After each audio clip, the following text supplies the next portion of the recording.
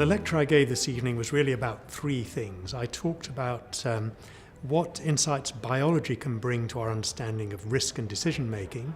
And then I talked about regulation, the role of the regulator, and I drew on my experience at the Food Standards Agency to ask, when is regulation appropriate? How can you give consumers information so they can make informed choices?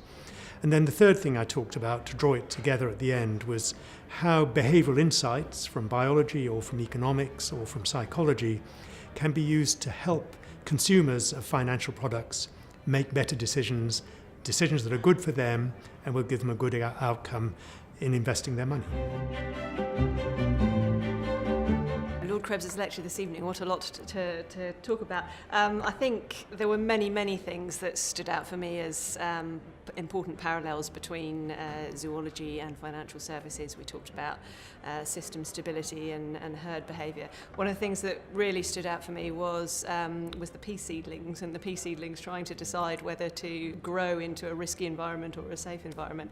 And it really reminded me, in a funny way, of I was at a consumer focus group the other evening, and there was a young woman there who was trying to get together the money to put down a deposit on her first flat, and she was basically doing this by day trading, which is quite high risk financial activity, but she had a very clear investment goal, and she clearly worked out that she wasn't going to get there by playing it safe. It was never going to happen if she just put her savings into a cash ISA, and so she was effectively taking this kind of a gamble: either I'll make my goal or I won't, but I'm never going to get there unless I take some risk. So that was very interesting for me.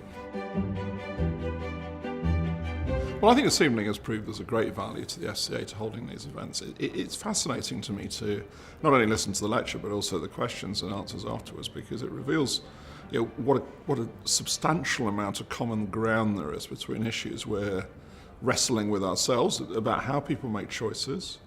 Actually, I thought about how people make choices over the very long run of their lives, almost, in terms of financial choices and some of the choices that get made in medicine and food use and so on.